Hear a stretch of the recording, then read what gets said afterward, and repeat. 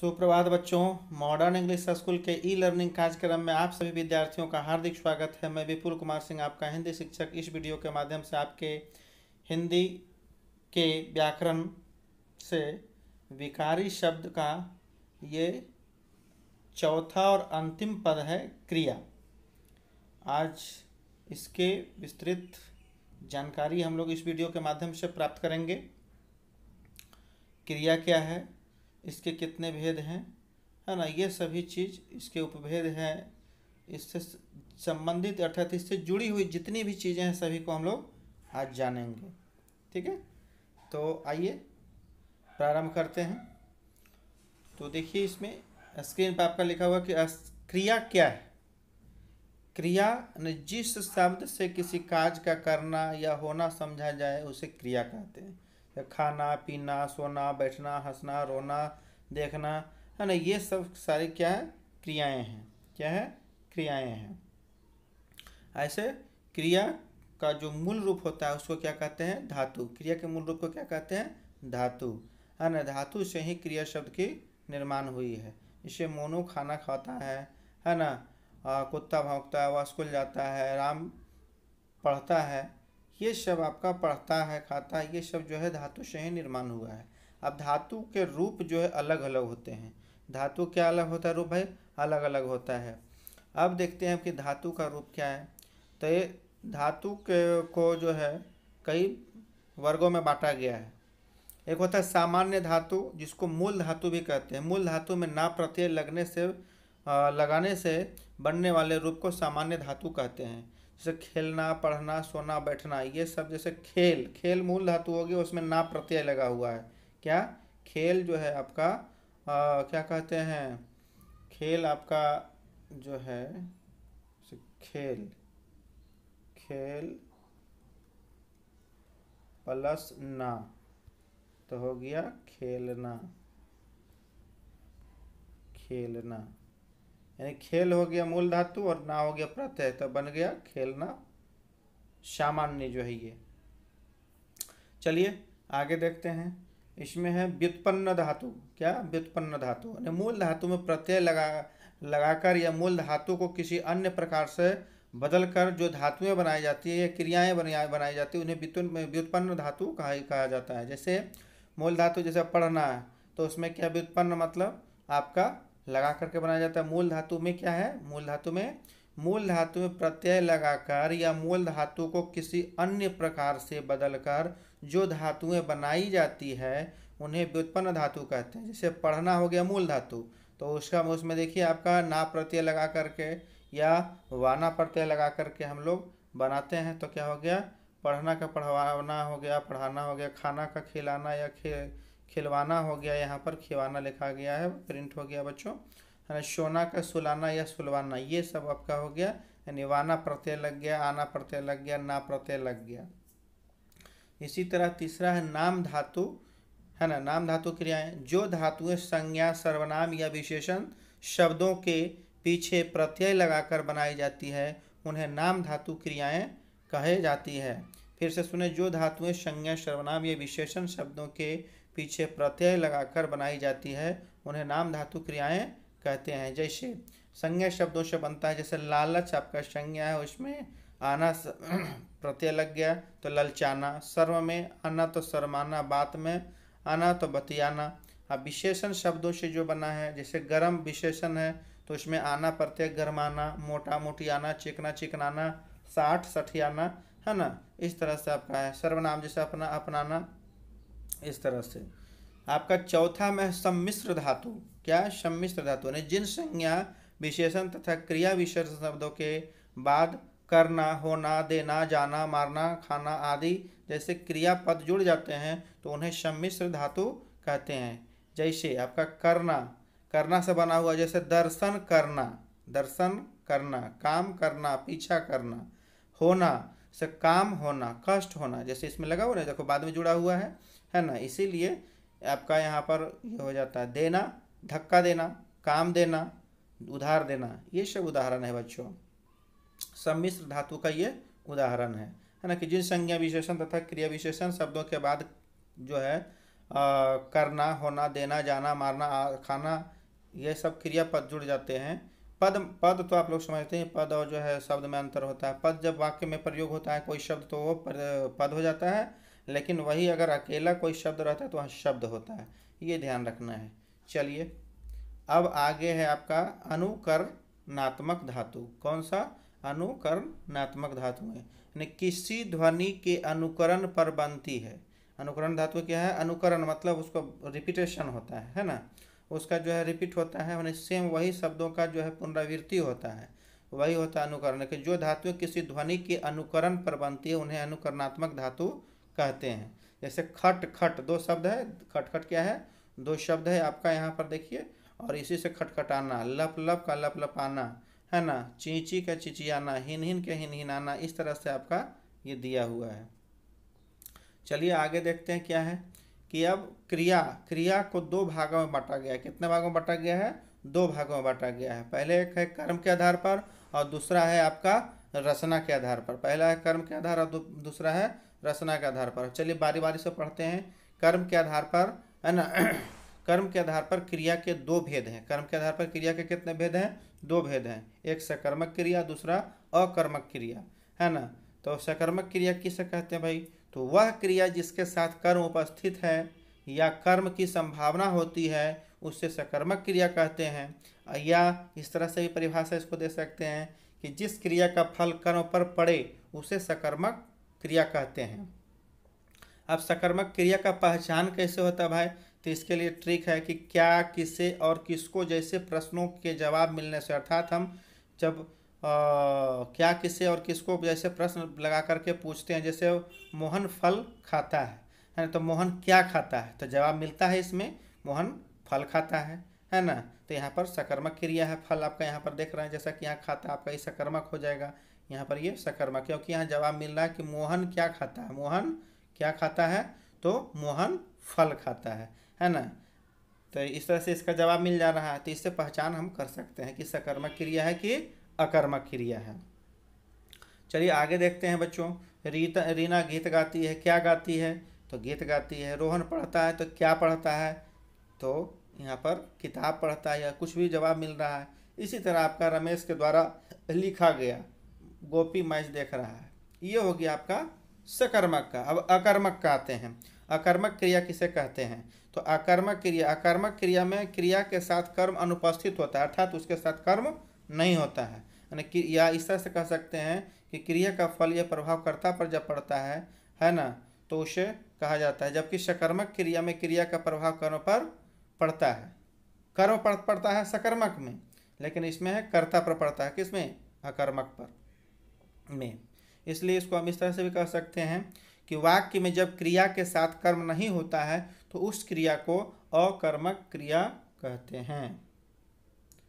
जैसे अधन कर्मक, अर्थात कर्म रहित, कर्म के बिना, यानी जिन क्रियाओं के साथ कर्म न लगा हो तथा क्रिया का फल कर्ता पर ही पड़े उन्हें अकर्मक क्रिया कहते हैं। जैसे श्याम सोता है, यहाँ क्या करता है? श्याम सोने का काम कौन कर रहा है? श्याम, यानी सिर्फ सीधे जो है कर्ता पर प्रभाव पड़ रहा है। किस पर प्रभाव पड़ रहा है? कर्ता पर प्रभाव पड़ रहा है। इसमें सोना क्रिया कर्मक है, श्याम कर्ता है, और सोने की क्रिया उसी के द्वारा पूरी होती है, अतः सोने का फल भी उसी पर पड़ता है, इसलिए सोना क्रिया अकर्मक है। पक्षी उड़ रहे हैं, है ना, ये भी है, उड़ने का है, तो सीधे पक्षी उड़ रहे हैं, इसमें कर्ता पक्षी है। इसमें भी वही चीज़ है कि उपयुक्त वाक्यों में कोई कर्म नहीं है, क्योंकि यहाँ क्रिया के साथ क्या, किसे, किसको, कहाँ आदि प्रश्नों के कोई उत्तर नहीं मिल पा रहे हैं। यानी पक्षी उड़ रहे हैं तो इसमें क्या है? किससे उड़ रहे हैं? क्या उड़ रहे हैं? ये कौन सा जवाब है? इसका जवाब तो मिलेगा नहीं। इससे पता चलता है कि ये अकर्मक है ना। आदि चलिए आगे देखते हैं। जहाँ क्रिया के साथ इन प्रश्नों के उत्तर न मिले वहाँ अकर्मक क्रिया होती है। अकर्मक क्रियाएं जैसे तैरना, कूदना, सोना, ठहरना, उछलना, मरना, जीना, बरसना, रोना, चमकना, ये सब क्या है? अकर्मक क्रिया है ना। जैसे गौकर नाम है, गौकर रोता है, जिसमें प्रश्न हम लगाते हैं कि किसे रोता है? किसे रोता है? गौकर किसे रोता है? ये इसका जवाब नहीं मिलेगा। गौकर क्या रोता है? ये भी जवाब नहीं मिलने वाला है इसका। तो इससे पता चलता है कि ये अकर्मक क्रिया है। सीमा रोती है, तो रोती क्या रोती है? किसे रोती है? ये लगा करके कोई जवाब मिलेगा? नहीं मिलेगा ना, हाँ, तो ये नहीं जब मिलेगा तो यह कर्मक क्रिया है। साफ बात है कि इसीलिए हम लिखे कि जहाँ किसे क्या किसको लगाकर यदि हम प्रश्न करते हैं उसका जवाब यदि मिल जाता है तो वो सकर्मक क्रिया होता है, यदि जवाब नहीं मिलता है तो वो अकर्मक क्रिया है। जैसा कि आप यहाँ देख रहे हैं क्या लिखा हुआ है आपका, क्या जैसे गौकर रोता है, इसको हम प्रश्न लगाते हैं कि गौकर क्या करता है ना, तो क्या रोता है, ये हो सकता है नहीं हो सकता है ना, किसे रोता है ये नहीं हो सकता है ना। यही रहेगा कि गौकर खाता है, तो क्या खाता है, तो इसमें रोटी खाता है, फल खाता है, सेव खाता है, कुछ तो जवाब मिल जाएगा। तो इसलिए यहाँ पर ये इसका जवाब जब नहीं मिल रहा है तो ये हो गया। सीमा रोती है, तो सीमा रोती है तो क्या रोती है, किसे रोती है, इसका जवाब नहीं मिलने वाला है, इसलिए ये भी अकर्मक है। वो नाचती है तो क्या नाचती है, किसे नाचती है, इसका भी जवाब नहीं मिलेगा, तो इसलिए भी आपका अकर्मक है। समझ में आ गया बच्चों। चलिए आगे देखते हैं, है ना। अब कर्म के आधार पर क्रिया के कुछ अन्य भेद भी होते हैं। तो कर्म के आधार पर जो क्रिया के 3 भेद होते हैं। एक सहायक क्रिया है आपका, जैसे सहायक क्रिया क्या होता है, मुख्य क्रिया के साथ प्रयुक्त होकर वाक्य के अर्थ को स्पष्ट एवं पूर्ण जो करती है वही सहायक क्रिया कहलाती है। फिर से सुने कि सहायक क्रिया मुख्य क्रिया के साथ प्रयोग होकर वाक्य के अर्थ को स्पष्ट एवं पूर्ण करती है, वो सहायक क्रिया कहलाती है ना। जैसे वे हंसते हैं, इसमें है आपका सहायक क्रिया, हंसना आपका मुख्य क्रिया। हम घर जाते हैं, जाना यहाँ पर, और हैं ये आपका है आपका सहायक क्रिया है ना। है क्या है आपका सहायक क्रिया, है आपका जो है ये सहायक क्रिया, और ये जाते हैं आपका मुख्य क्रिया हो जाएगा। इसी तरह हैं और हंसते हैं, है ना।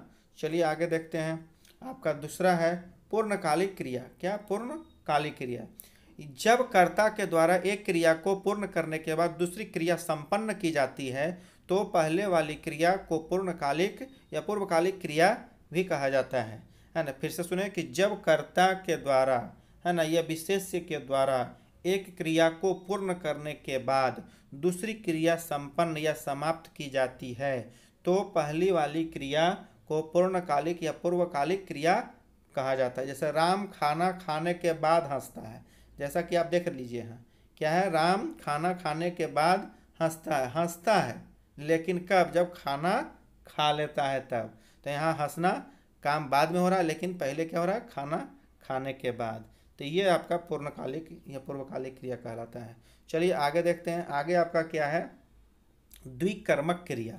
क्या, द्विकर्मक क्रिया, जिस क्रिया के साथ 2 कर्म हो, जिस क्रिया के साथ 2 कर्म हो उसे द्विकर्मक क्रिया कहते हैं। जिस कर्म के साथ क्या हो, 2 कर्म हो उसे द्विकर्मक क्रिया कहा जाता है। पहला है ना, द्विकर्मक अर्थात 2 कर्मों से युक्त। जिन सकर्मक क्रियाओं में एक साथ 2-2 कर्म होते हैं, जिन, है ना, सकर्मक क्रियाओं में एक साथ 2-2 कर्म होते हैं वे द्विकर्मक सकर्मक क्रिया कहलाते हैं, है ना। द्विकर्मक क्या होता है भाई, 2 कर्म वाला। जैसे वह पढ़ता है ना, एक है कि वह किताब पढ़ता है ना, वह, या राम बाबू, या क्या है, राम बाबू मुझे अंग्रेजी पढ़ाते हैं, राम बाबू मुझे अंग्रेजी पढ़ाते हैं। तो यहाँ देखिए मुझे और अंग्रेजी दोनों कर्म है। ऐसे हो कि राम बाबू अंग्रेजी पढ़ाते हैं, एक कर्म हो गया यहाँ पर आपका अंग्रेजी, लेकिन यहाँ पर है कि राम बाबू मुझे अंग्रेजी पढ़ाते हैं, तो मुझे और आपका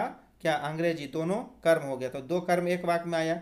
2 जो है पढ़ाने के साथ में यहाँ पर 2 क्रिया आ रहा है, पढ़ाना और मुझे, आपका दोनों आपका मुझे और अंग्रेजी दोनों है कर्म, तो द्विकर्मक हो गया।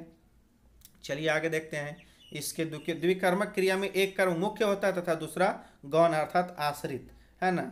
मुख्य कर्म क्रिया से पहले तथा गौण कर्म के बाद, मुख्य जो क्रिया होता है वो कर्म के से पहले तथा गौण जो होता है, जो आश्रित क्रिया होता है वो बाद में आता है। और मुख्य जो है कर्म अप्राणीवाचक होता है। अप्राणीवाचक मतलब क्या, जिसको नॉन लिविंग थिंग भी बोल सकते हैं, आपका निर्जीव। और जबकि गौण कर्म जो होता है प्राणीवाचक होता है ना, ये ध्यान रखेंगे। चलिए आपका गौण कर्म क्या है, आपका गौण कर्म के साथ को विभक्ति का प्रयोग किया जाता है, जो कई बार अप्रत्यक्ष भी हो सकता है, मतलब कई बार वो दिखाई देता नहीं लेकिन अर्थ से समझ में आता है।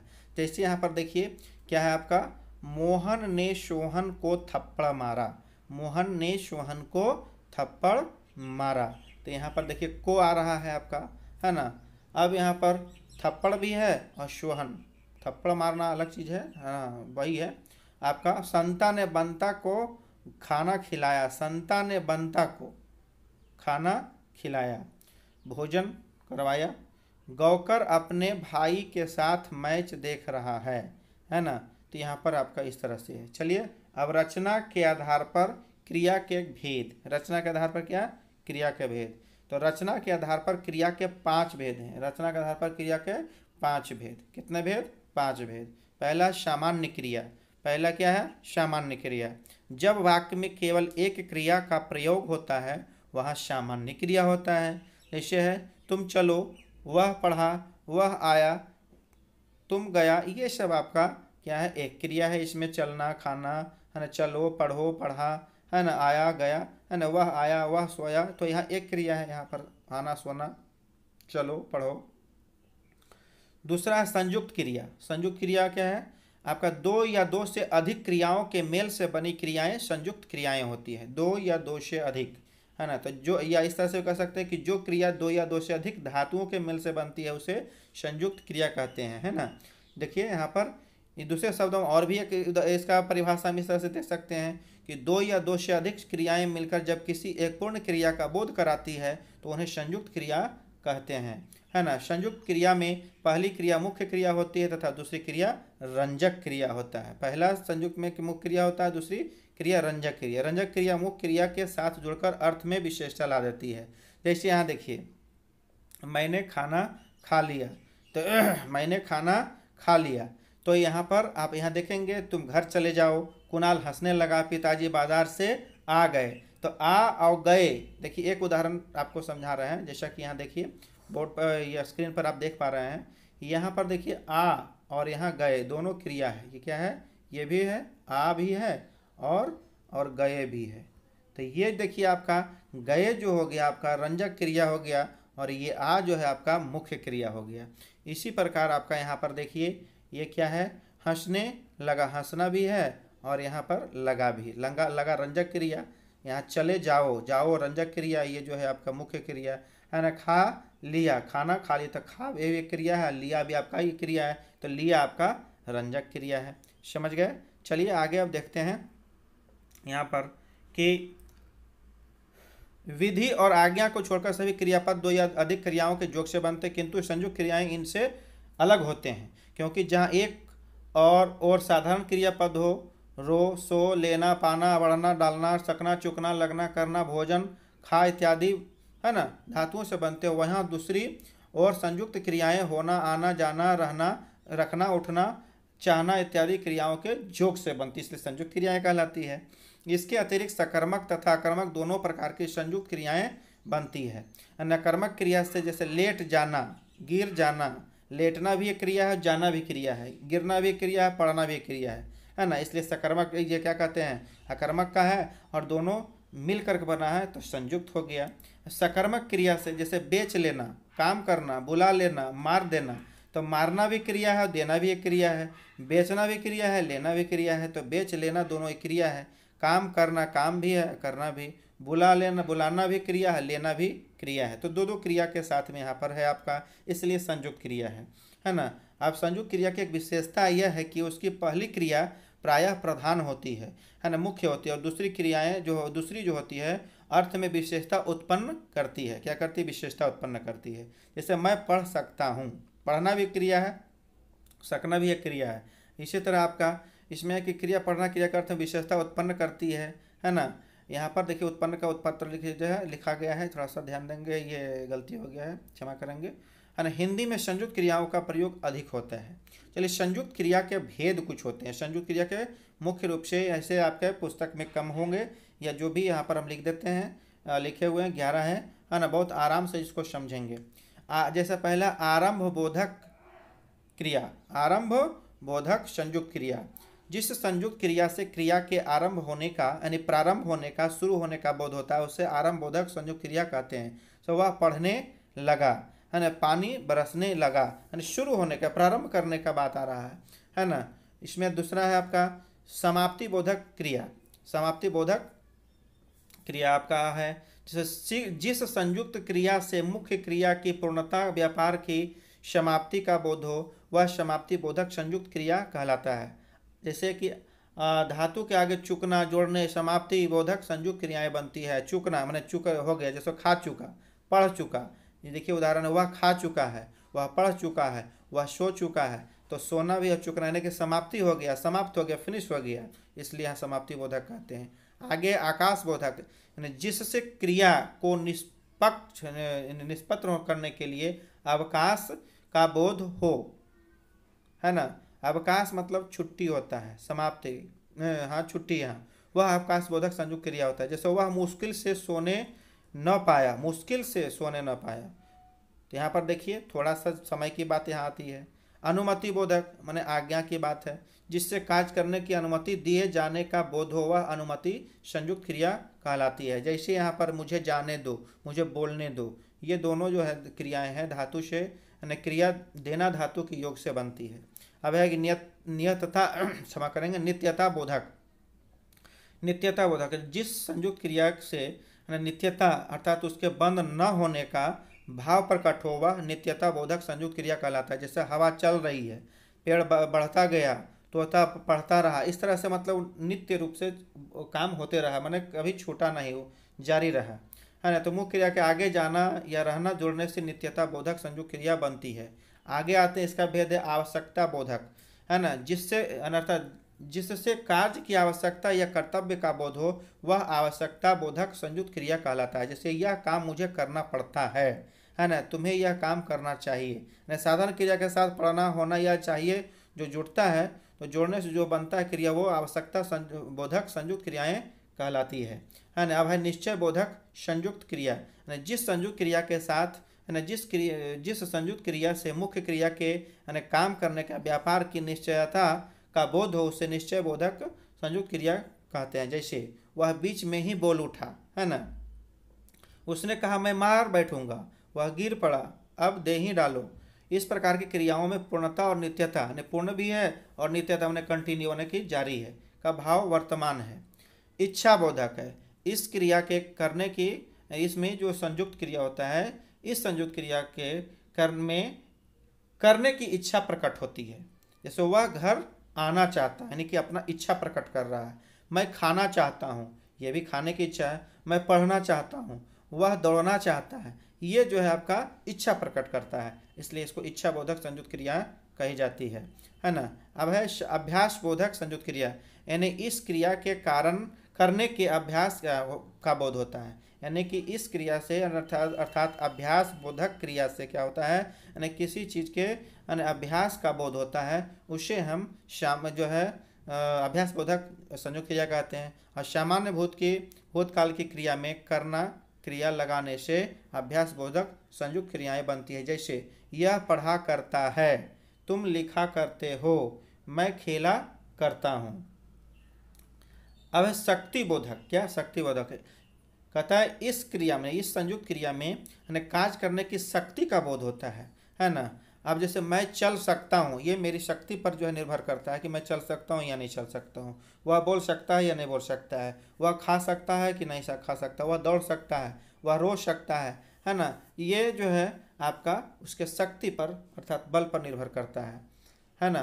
पुनरुक्त संयुक्त क्रिया, यानी जब दो समानार्थक अथवा समान ध्वनि वाला क्रियाओं का संयोग होता है, तब उन्हें पुनरुक्त संयुक्त क्रिया कहते हैं। फिर से सुने, जब दो समानार्थक माने समानार्थक मतलब समान अर्थ वाला या समान ध्वनि वाला क्रियाओं का संयोग अर्थात मेल होता है, तब उन्हें पुनरुक्त संयुक्त क्रिया कहते हैं। जैसे वह पढ़ा लिखा करता है, पढ़ा लिखा, खाया पिया, आया गया, है ना। तो इस तरह से के जो रहते हैं क्रिया, वो आपका पुनरुक्त क्रिया में आता है। चलिए अब आता है नाम धातु क्रियाएं। नाम धातु क्रियाएं क्या है भाई, कि क्रिया को छोड़कर दूसरे अन्य अर्थात संज्ञा सर्वनाम विशेषण से जो धातु बनते हैं उन्हें नाम धातु क्रिया कहते हैं। इसकी जानकारी मैं पूर्व में भी दे चुका हूँ, है ना। आपका संज्ञा अथवा विशेषण के साथ क्रियाएं जोड़ने से जो संयुक्त क्रिया बनती है उसे नाम धातु क्रिया कहते हैं। जैसे लुटेरों ने जमीन हथिया ली, हमें गरीबों को अपनाना चाहिए। जैसे अपना का अपनाना होता है ना। कि क्या है, जो लुटेरों ने जमीन हथिया लिया, है ना, तो हथिया लिया यहाँ पर हो गया, अपना लिया यहाँ हो गया। उपयुक्त में हथियाना तथा अपनाना क्रियाएं हैं, ये हाथ से बना है हथियाना, और अपना से अपनाना यह बना है नाम धातु क्रिया। पहले इसकी चर्चा हो चुकी है बच्चों। कहता है इस प्रकार के जो क्रियाएं संज्ञा सर्वनाम विशेषण तथा अनुकरणवाची है ना शब्दों से बनती है वे नाम धातु क्रिया कहलाती है। संज्ञा सर्वनाम विशेषण तथा अनुकरणवाची शब्दों से निर्मित कुछ नाम धातु क्रियाएं कुछ इस प्रकार है, जैसे अपना का अपनाना, गरम का गरमाना आदि। अब प्रेरणार्थक आपका क्रिया जो है वो जो है देखिए इसमें विस्तृत रूप से यहाँ जानते हैं। यानी कर्ता स्वयं कार्य न करके किसी अन्य से करवाता है उसे प्रेरणार्थक क्रिया कहते हैं। यानी कर्ता स्वयं न करके किसी अन्य से करवाता है उसे प्रेरणार्थक क्रिया कहते हैं। दूसरा इसका इस तरह से है कि जिन क्रियाओं से इस बात का पता चले या बोध हो कि कर्ता स्वयं कार्य न कर किसी दूसरे को कार्य करने के लिए प्रेरित करता है वे प्रेरणार्थक क्रियाएं कहलाते हैं। जैसे मैंने पत्र लिखवाया, है ना, मैंने पत्र लिखवाया। यहाँ पर देखिए जैसा देख रहे हैं कि लिखा नहीं, मैंने पत्र नहीं लिखा बल्कि क्या किया, लिखवाया, पत्र लिखवाया, खिलवाया, उसने खाना खिलवाया, है ना, सपने में हंसाया, उसे हंसाया। यहाँ गलती लिखा गया बच्चों, काटना से कटवाना, इस तरह से यहाँ कटवाना, इसी तरह से आपका यहाँ पर दिया हुआ, यानी खुद न करके किसी को प्रेरित किया गया। एक प्रेरक होता है, दूसरा प्रेरित होता है। तो जो प्रेरक होता है वो आपका है ना क्या कहते हैं, कर्ता में आ जाता है। प्रेरित होकर के जो काम करता है वो आपका यहाँ पर हो जाता है ये। तो करना से कराना, मालिक नौकर से कार साफ करवाता है।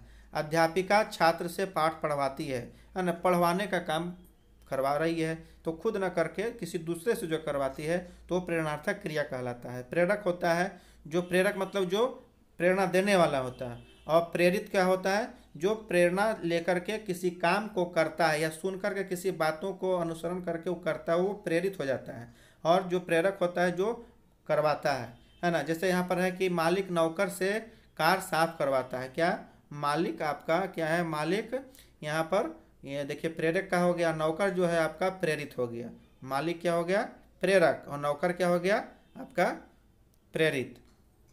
चूंकि मालिक जो है खुद न करके कार किससे साफ करवा रहा है, तो नौकर से। इसी तरह अध्यापिका ये आपका प्रेरक हो गए और छात्र आपका प्रेरित, क्योंकि अध्यापिका खुद न पढ़ करके छात्र से पाठ पढ़वा रही है ना। तो ये हो गया बच्चों।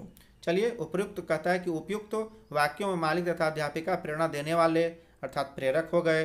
नौकर तथा छात्र को प्रेरित किया जा रहा था। उपयुक्त वाक्यों में करवाता तथा पढ़वाती प्रेरणार्थक क्रियाएं होती हैं। यह है प्रेरणार्थक क्रिया में दो कर्ता होता है, जिसे एक प्रेरक होता है एक प्रेरित होता है। बिल्कुल आपका अब है प्रेरक, प्रेरणा देने वाले को प्रेरक कहते हैं, है ना। और प्रेरित होने वाला अर्थात जिसे प्रेरणा दी जा रही है वो आपका क्या हो गया, प्रेरित हो गया कर्ता।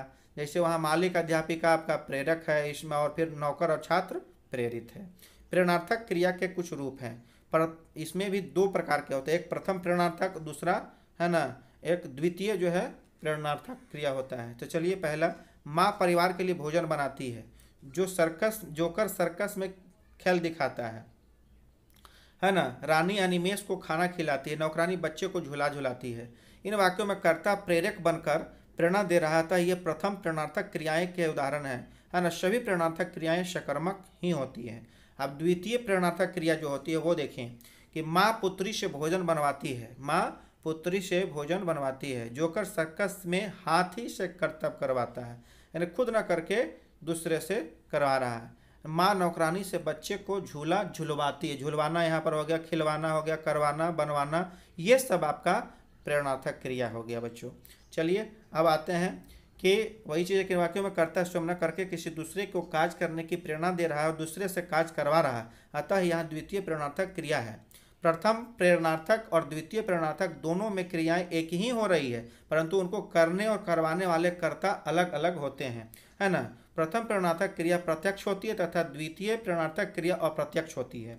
ठीक है, याद रखने के लिए बात यह है कि अकर्मक क्रिया प्रेरणार्थक होने पर भी सकर्मक हो जाती है, यानी कर्म उसके साथ होता है। जैसे राम लजाता है ना, वह राम को लजवाता है।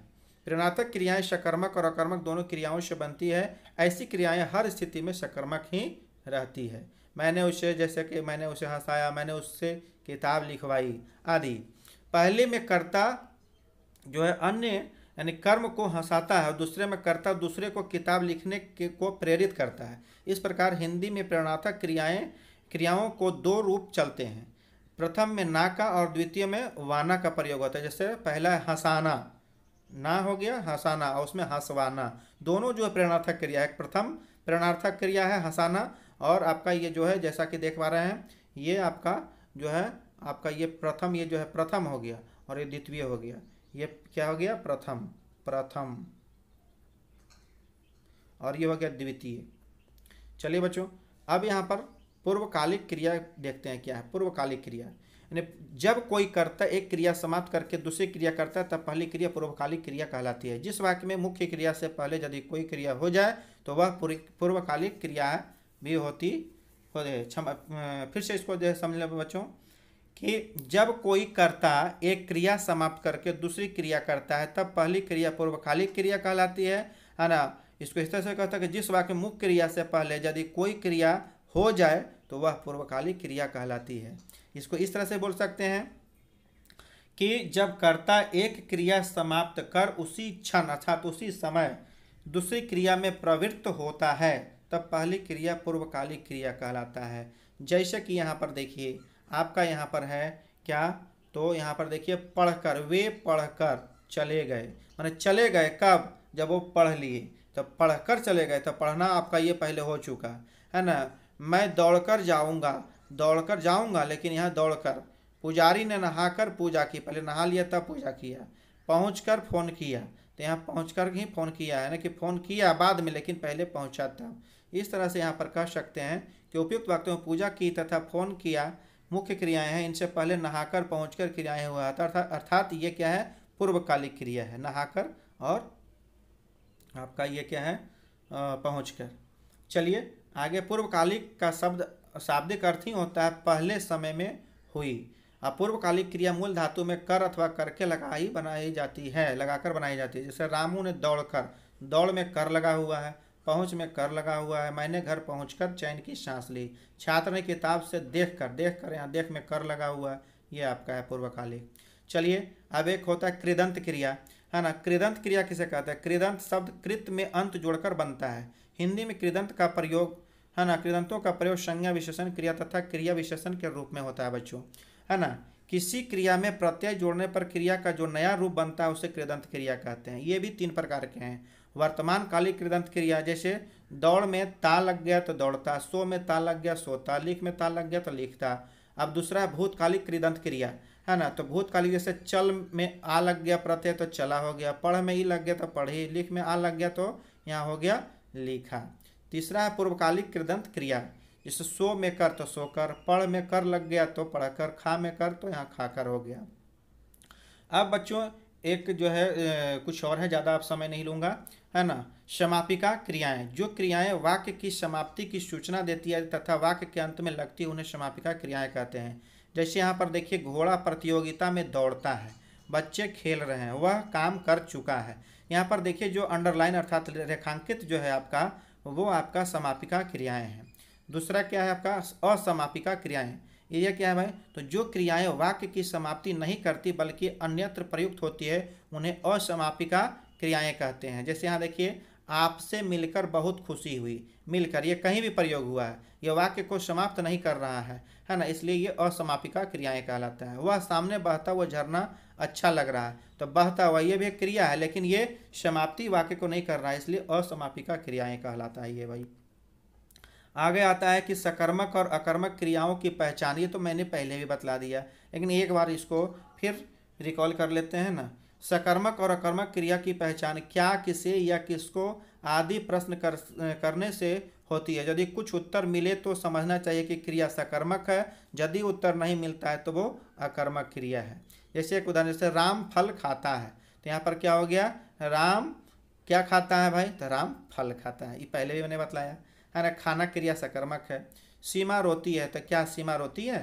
तो उत्तर मिला कि नहीं रोती है, तो इस वाक्य में रोना क्रिया अकर्मक है। तो मारना पढ़ना ये सब आपका अकर्मक क्रिया है। चलिए बच्चों, तो इस तरह से मैंने देखा कि ये जो है आपका ये क्रिया का जो विस्तृत वर्णन किया गया। बच्चों इसमें किसी भी प्रकार के आपको दिक्कत हो तो आप स्वतंत्र हैं पूछने के लिए, हिचकिचाने की कोई ज़रूरत नहीं है। चलिए बच्चों, अब मेरा जो वीडियो है ये आप लोग देखेंगे ध्यान से, आपको आशा है कि क्रिया में कहीं भी किसी प्रकार की कोई दिक्कत नहीं होगी, सारा समझ में आ गया होगा, है ना। और मेरा और भी वीडियो अगर यदि देखना चाहते हैं तो मेरा जो है लाइक कर दें, कमेंट करें और जो है ये सब्सक्राइब बटन को अवश्य दबाएं। आपको हमेशा जो है मेरा जो भी वीडियो लोड जो है अपलोड होगा आपके पास पहुंचता रहेगा। धन्यवाद।